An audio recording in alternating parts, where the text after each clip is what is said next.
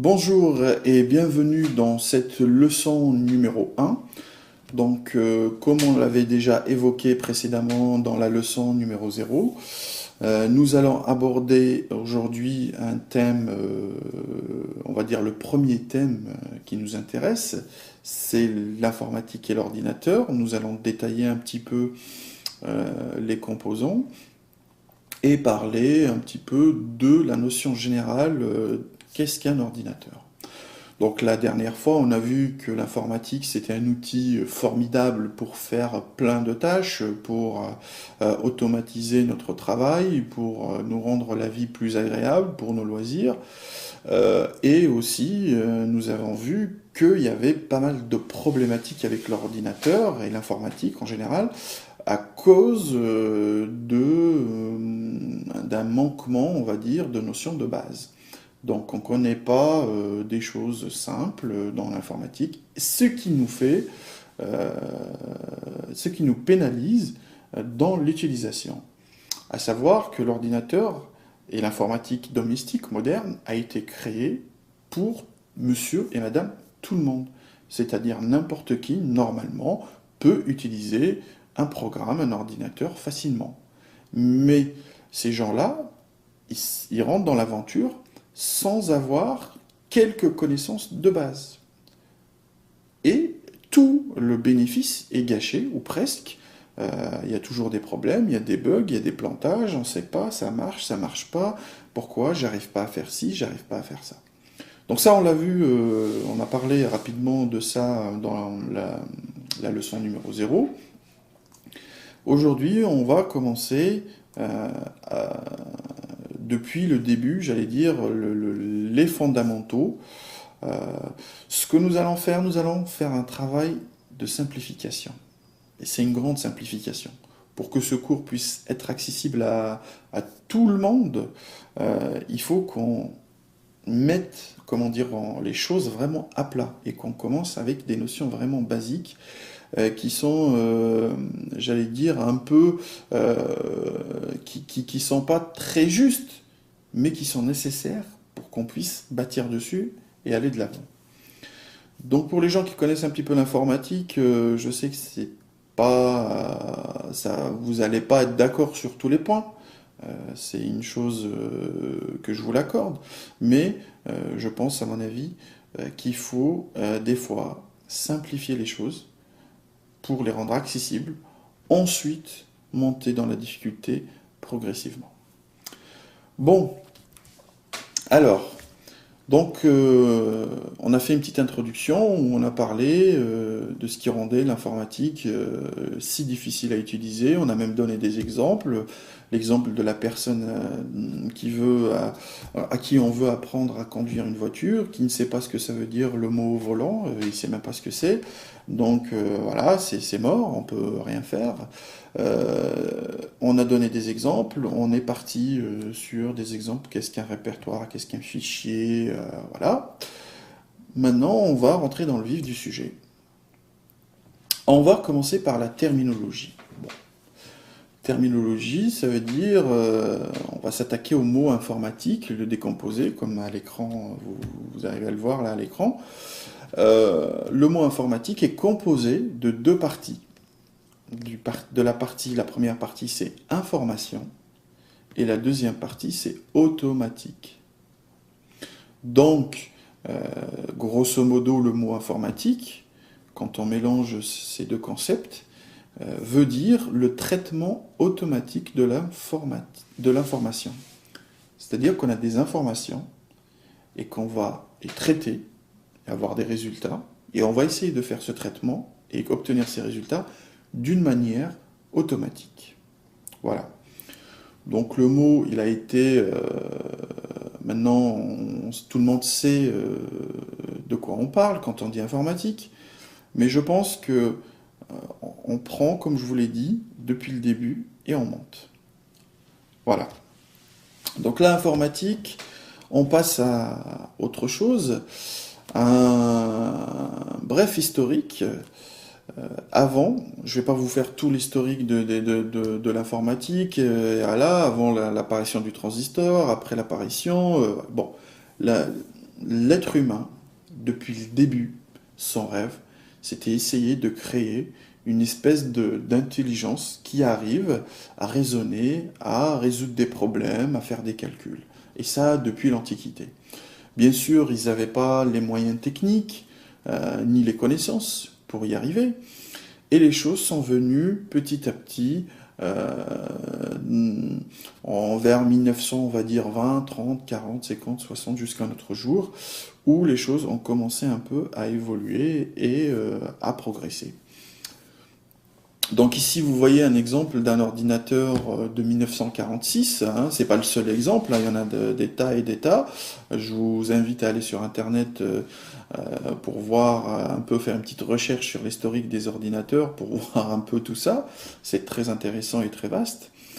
Et comme on le voit ici, la taille gigantesque d'un ordinateur en 1946, qui faisait des calculs tout simples, hein, il faut le dire, qui nécessitait des équipes de chercheurs qui étaient super pointus, qui connaissaient, qui étaient vraiment, on va dire, des professionnels, hein, c'était pas monsieur, madame, tout le monde, comparé à aujourd'hui, pour nous les utilisateurs.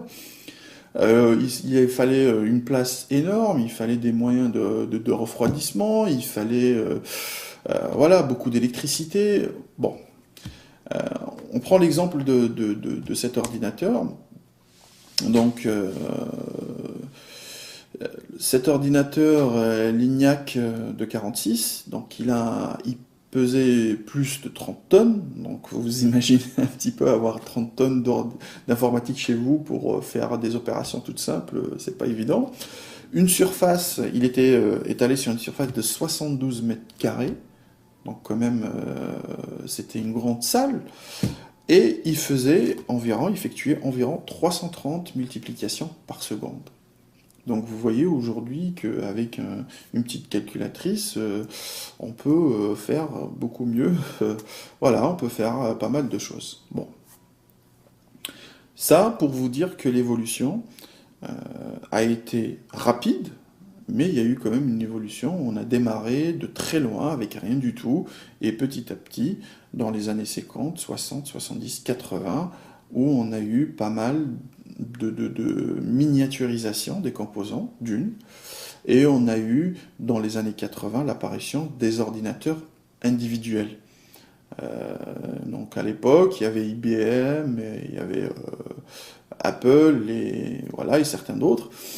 Donc cette apparition des ordinateurs individuels, ou PC comme on les appelle, personnel computer, ces outils-là sont rentrés dans la vie de tous les jours, et l'informatique s'est métamorphosée. C'est-à-dire, à l'époque, il fallait être docteur, ou mathématicien, ou chercheur, ou électronicien, pour pouvoir utiliser ou entretenir un ordinateur. Aujourd'hui, ou même avec l'apparition de ces appareils que je disais tout à l'heure, les PC, les personnels computers, ces ordinateurs individuels, donc, étaient destinés au grand public. À monsieur, madame, tout le monde, on peut les allumer, les éteindre, faire des traitements, faire de la maintenance, les réinstaller, beaucoup de choses. Donc l'informatique a été très très simplifiée par rapport à ça.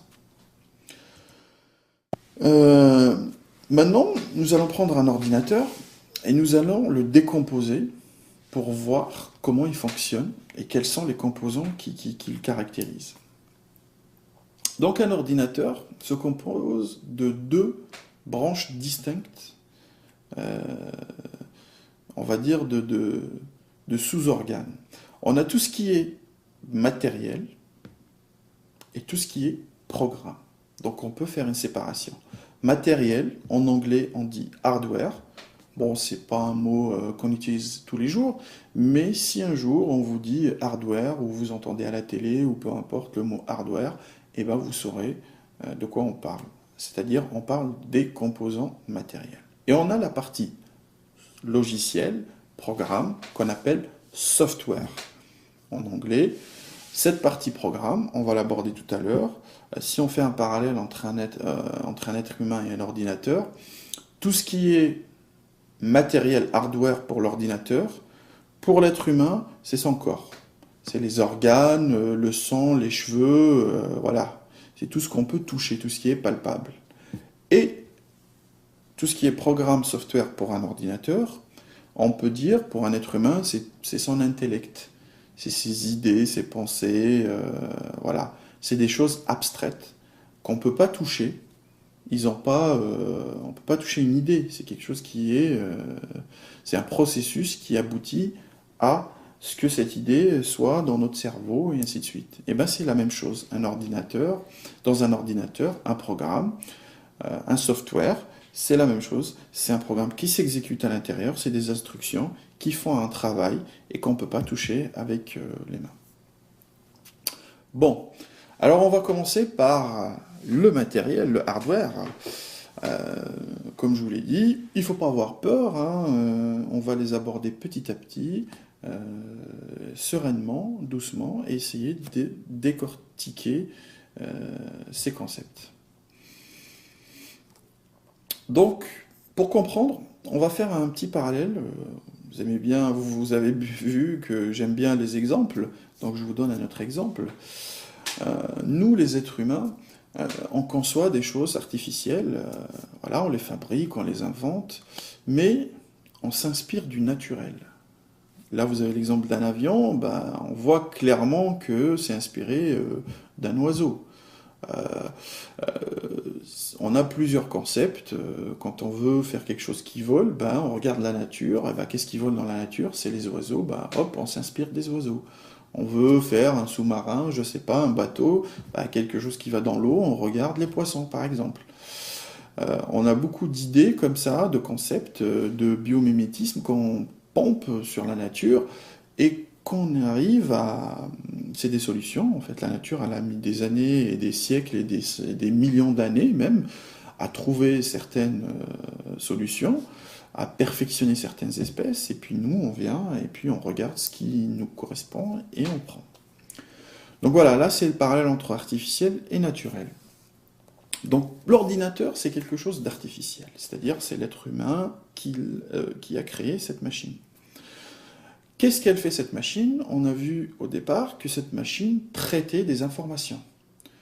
Donc on va s'inspirer de quel, on va dire, être vivant ou de quel concept naturel dans la nature pour créer ce genre de machine. On va s'inspirer de l'homme. Voilà. Donc l'homme, pourquoi? Parce que nous, notre cerveau, on arrive à faire des traitements, on arrive à traiter l'information, à résoudre des problèmes, à réfléchir, à prendre du recul, à analyser, et en quelque sorte, d'une manière très simplifiée, l'ordinateur arrive à faire quelques tâches, certaines de ces tâches-là que l'être humain fait. Donc on s'est inspiré d'un cerveau d'un être humain. Et pour comprendre le fonctionnement d'un ordinateur, on va garder en tête le fonctionnement d'un cerveau humain. Donc l'ordinateur. Voilà, on met un socle, on dit un ordinateur, il se compose de quoi? Qu'est-ce qu'il y a dedans? On va voir. Donc on peut dire qu'un ordinateur se compose d'un processeur. Waouh, c'est quoi ce mot processeur? Ça me fait peur. Bon, il ne faut pas avoir peur. Le mot processeur, c'est une pièce, c'est un organe dans l'ordinateur. C'est l'équivalent de votre cerveau, d'une partie de votre cerveau. Et ce processeur, c'est lui qui va faire les traitements. C'est-à-dire, on va introduire des instructions, des données, dans ce processeur, et ce processeur va nous faire un traitement. D'accord? Donc là, on voit la définition. Le processeur, c'est le composant qui exécute les programmes, et en anglais, on appelle ça un CPU. Bon, c'est une abréviation, on ne va pas rentrer dans les détails, mais c'est l'organe, l'essentiel, c'est l'organe qui exécute les traitements. Alors, est-ce que cela suffit pour avoir un ordinateur? Bon, on va faire introduire un autre élément. On va parler de la RAM. La RAM, c'est la mémoire vive de l'ordinateur, en anglais Random Access Memory, d'où la RAM.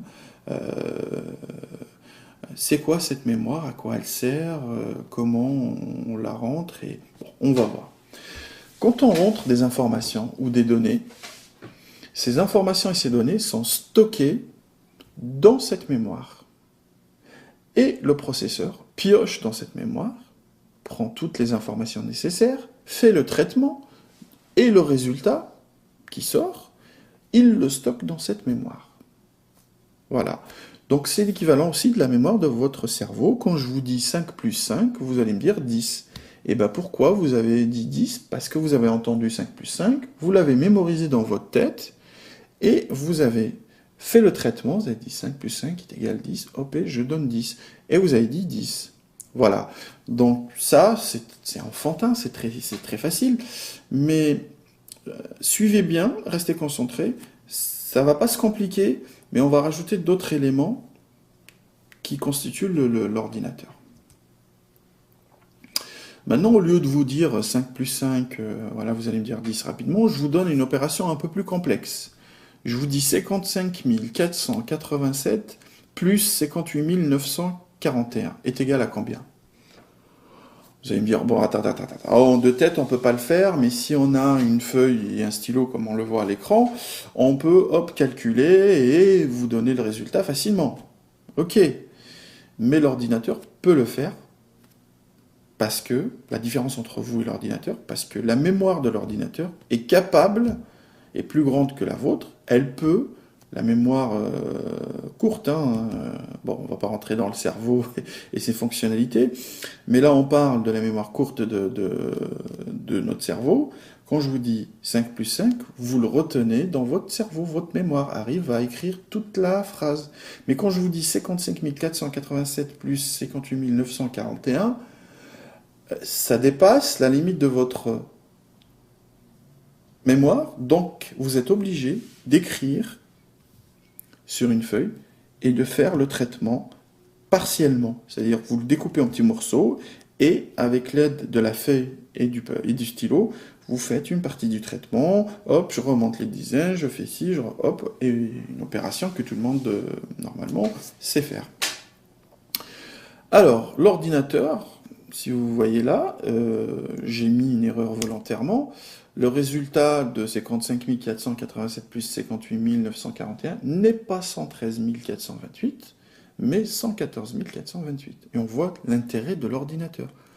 Ça ne veut pas dire que on est mieux ou l'ordinateur est mieux, non. Ça veut dire que sur certaines tâches que nous on sait faire, qu'on prend un peu plus de temps à faire, l'ordinateur arrive à les traiter rapidement et relativement sans erreur. Bon, gardez bien l'exemple de la feuille du stylo dans votre cerveau. Hein. La RAM. La RAM, comment elle fonctionne? Bon, elle fonctionne, elle stocke des informations et elle les sort quand c'est nécessaire. Mais elle fonctionne à condition d'être reliée à un courant électrique, à l'énergie. Si elle n'a pas d'énergie, la RAM ne sert plus à rien, elle se vide automatiquement. Donc, ce qu'on appelle la RAM, la Random Access Memory, la mémoire courte de l'ordinateur, ou rapide, vive, cette mémoire, c'est une mémoire volatile. Ça veut dire quoi volatile? Ça veut dire une mémoire que quand on coupe l'alimentation de l'ordinateur, et bien cette mémoire se remet à zéro, elle est vidée. Bon, vous allez me dire que ce n'est pas un grand problème, on rallume et on continue. Mais imaginez que vous avez fait un travail, que vous le stockez sur cette mémoire, vous éteignez l'ordinateur, et quelques temps après, vous voulez reprendre votre travail. Vous allumez l'ordinateur, il n'y a plus rien. Donc à chaque fois, vous êtes obligé de tout recommencer. Donc pour résoudre ce problème, qu'est-ce qu'on a inventé, ou qu'est-ce qu'on a introduit? On a introduit ce qu'on appelle le disque dur, qu'on voit là à l'écran. Le disque dur, c'est une mémoire de stockage magnétique d'une grande capacité. Pour éviter ça, on a dit, au lieu que la mémoire vive se vide tout le temps et qu'on repart tout le temps à zéro, on va mettre un support de stockage magnétique. Ça veut dire quoi magnétique? C'est comme les bandes magnétiques qu'on utilisait pour la musique, les cassettes audio, les cassettes vidéo. C'est-à-dire qu'il y a une bande et avec un aimant on magnétise ou on démagnétise la surface de cette bande pour écrire ou effacer des données. Voilà. Donc le disque dur, c'est seulement un disque en métal, ou plusieurs disques en métal, superposés les uns sur les autres, et avec des têtes de lecture magnétisées, voilà, magnétiques, pardon, qui peuvent magnétiser ou démagnétiser la surface de ce disque. Et c'est comme ça qu'on arrive à lire et à écrire les informations. Donc, comme nous, on a eu besoin d'une feuille et d'un papier pour écrire l'opération qui était un peu compliquée pour nous, ou un peu grande, un peu longue, on va dire, pour notre mémoire, l'ordinateur utilise aussi le disque dur comme support pour stocker les résultats et lire les données. Voilà, c'est exactement la même chose. Donc, hop, on intègre le disque dur dans notre ordinateur. Maintenant, on voit que la RAM, elle se décharge une fois qu'elle est pleine ou avant qu'on la vide. Vous entendez souvent dire le mot sauvegarder, sauvegarder. Sauvegarder, ça veut dire quoi? Ça veut dire passer les informations de la RAM et les stocker sur les disques durs d'une manière permanente. Comme ça, même si on ferme le programme ou l'ordinateur, ou il y a une coupure de courant, on ne sait jamais, eh ben, on ne perd pas les données qu'on a saisies ou les modifications qu'on a fait. Donc dans notre boucle là, on voit l'exécution, on voit que le disque dur ne parle pas directement avec le processeur. Voilà, donc il y a un processus logique entre disque dur, RAM et processeur, dans les deux sens, pour écrire et lire les informations. On a toujours notre opération, 55 487 plus 58 941, hop, on la fait, on la rentre, elle est stockée sur le disque dur par exemple. Si on veut la traiter, hop, elle est chargée dans la mémoire l'envoie au processeur, le processeur traite, renvoie sur la mémoire l'enregistre sur le disque dur, et si on veut l'afficher, on peut l'afficher à n'importe quel moment. Alors, est-ce qu'on est arrivé au bout, on a tout terminé, on n'a plus besoin de... Eh ben, non. Il reste un composant qui est un composant majeur aussi dans l'ordinateur. Et ce composant, on l'appelle la carte mère. Alors, la carte mère, c'est le support d'interconnexion des composants de l'ordinateur. Bon. Comme son nom l'indique, c'est une carte électronique, hein, c'est comme une carte avec des composants électroniques, avec des emplacements pour placer nos organes, le processeur, la RAM, le disque dur, sur cette carte mère. Donc la carte mère, c'est le socle sur lequel est fixé les différents composants. Et elle fait aussi office, puisque c'est elle qui les relie physiquement, de liens. Elle filtre les échanges entre ces différents composants. D'accord? Bon, je simplifie, hein, mais c'est comprendre les notions de base. C'est que c'est la carte mère, c'est le support où on va implanter nos organes. Voilà. Donc il faut que tout soit compatible, que les composants soient compatibles avec la carte mère. Il faut que cette carte mère soit alimentée par l'électricité pour pouvoir elle-même alimenter le reste des équipements et pouvoir aussi gérer les échanges et la circulation des données entre les différents organes. J'espère que c'est clair. Et hop, on fait rentrer la carte mère dans notre ordinateur. Du coup, notre ordinateur, donc c'est ça le fondement, la base d'un ordinateur, c'est une carte mère, un support de stockage, sur lequel on fixe des composants, on fixe un processeur qui est le cerveau qui va exécuter les traitements, on fixe une RAM qui est une mémoire vive très rapide mais volatile pour traiter les informations, et une mémoire dite de stockage ou lente comme un disque dur. Et notre ordinateur, il est complet. Bien sûr qu'il reste d'autres composants, mais à l'intérieur de notre ordinateur, on n'a besoin que de ça pour pouvoir utiliser un ordinateur. Il y a autre chose. Donc, une fois qu'on a notre ordinateur, comment on introduit les données dans cet ordinateur? D'accord? Et comment on exploite les résultats? Il faut avoir des outils, des organes qui nous servent à rentrer les infos, et une fois que ces infos sont traitées, qui nous les ressort. Voilà. Ça, c'est ce qu'on appelle les périphériques d'entrée. Tout ce qui nous sert à rentrer des informations, c'est des périphériques d'entrée. Tout ce qui nous sert à sortir des résultats, c'est des périphériques de sortie. Le mot périphérique, il vient assez souvent dans l'informatique. Vous l'avez vu tout à l'heure, périphérique veut dire les équipements qui sont à la périphérie de mon ordinateur, qui se connectent dessus ou qui sont dans son entourage direct. Et c'est pour ça qu'on les appelle les périphériques. Bon, c'est quoi ces périphériques? C'est un gros mot pour dire les choses qu'on connaît tous les jours. Les périphériques d'entrée, on a par exemple la webcam. Là, vous me voyez à l'écran, il y a une caméra qui me filme. Ça veut dire qu'il y a une image qui est rentrée dans l'ordinateur, et ben elle est rentrée à travers un périphérique d'entrée qui est une caméra. La souris, c'est pareil. Vous vous servez de la souris pour cliquer sur un bouton, entrer une donnée, déplacer, copier, et ben c'est un périphérique d'entrée. Le clavier, c'est un périphérique d'entrée, c'est le périphérique d'entrée par excellence, c'est là où on rentre les lettres, les chiffres, quelques instructions, et voilà, on communique avec l'ordinateur, on rentre ce qu'on veut à l'aide de ce clavier.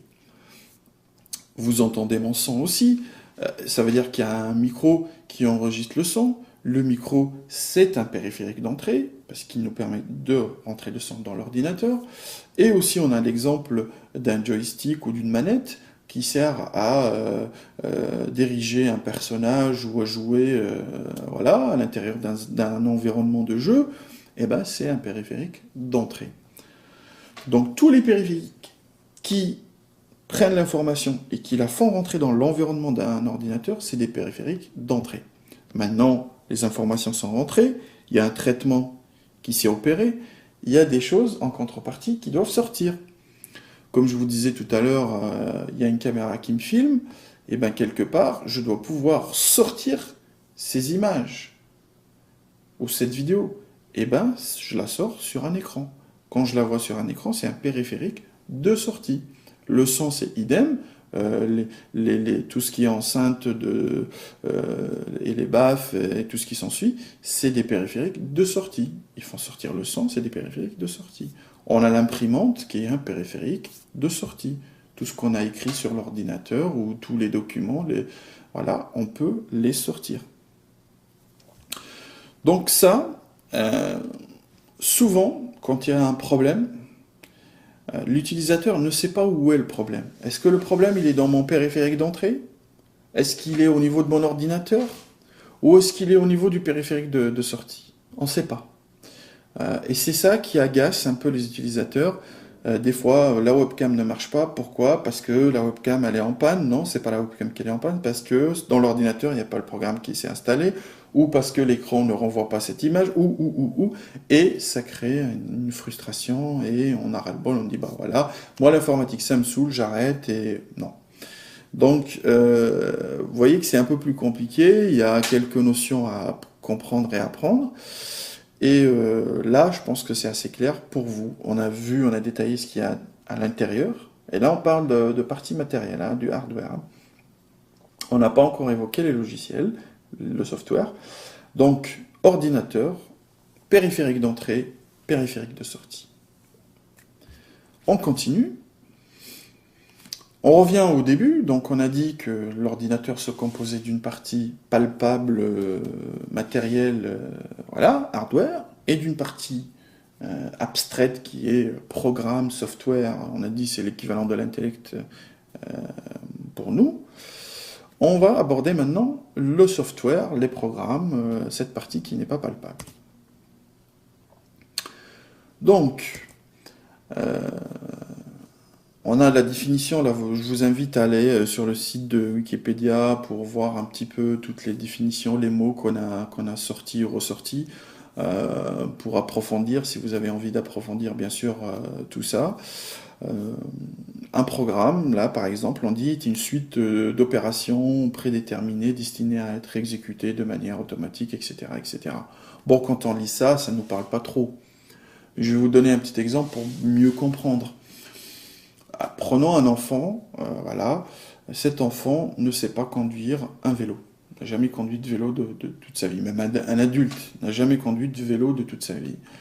Eh ben, on lui donne un vélo et on lui dit, bah voilà, il faut que tu apprennes à conduire ce vélo, vas-y, entraîne-toi. Quelque temps après, on revient, on trouve cette personne tout à fait capable de conduire un vélo, voilà, il tourne tranquille. Qu'est-ce qui a changé entre avant et après? Pourquoi avant il ne pouvait pas et après il pouvait?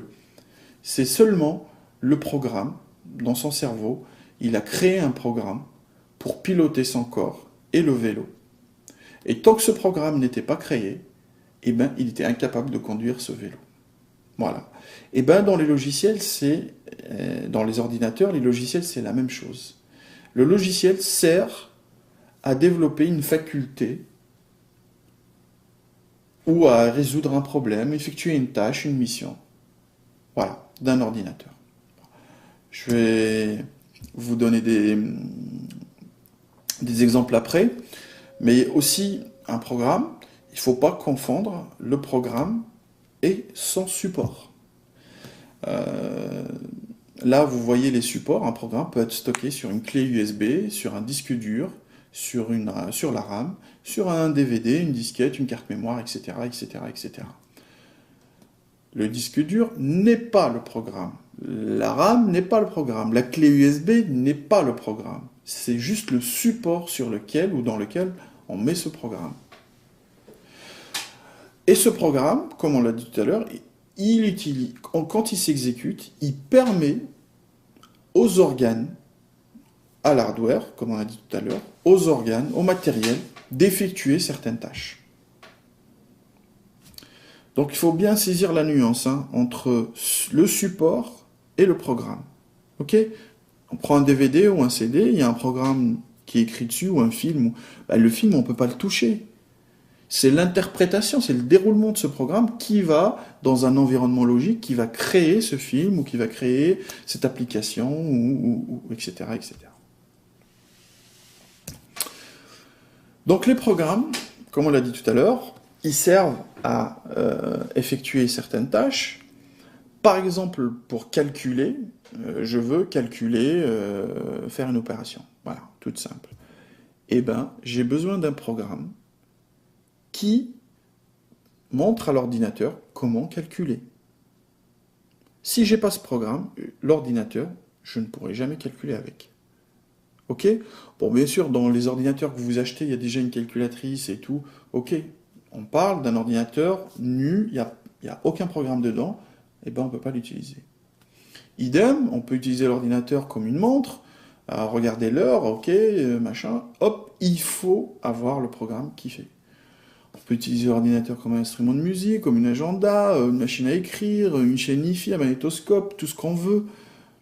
Il faut avoir le programme adéquat. Donc des fois, vous voulez faire quelque chose, une tâche, mais vous n'avez pas le programme pour le faire. Je veux rédiger un courrier, mais je n'ai pas le programme qui me permet de rédiger un courrier. Donc je ne peux pas rédiger un courrier. Et ça, c'est quelque chose qui est fondamental dans l'informatique. Voilà. Des fois, on n'arrive pas, on ne sait pas bien utiliser le programme. Ou le programme n'est pas adapté à ce que je veux faire. Donc, je n'y arrive pas et je m'énerve. Alors que c'est pas la faute de l'ordinateur, c'est pas la faute du programme, c'est moi qui ai utilisé le mauvais programme. Donc voilà, dans cette leçon 1, j'espère que ça a été clair. Donc, on a fait une petite introduction, on a parlé brièvement de la problématique de l'informatique et des ordinateurs. On a pris la terminologie du mot informatique.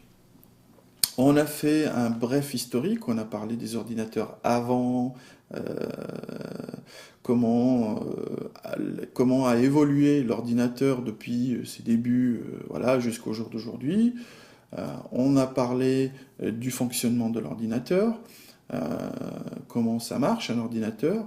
On est rentré dans le détail des matériels et on a abordé le thème des programmes. Donc voilà, je vous remercie d'avoir suivi cette leçon numéro 1. On se retrouve dans la prochaine leçon et on va encore progresser. Et d'ici là, j'espère que ces leçons vont vous rendre des pros de la souris. Merci.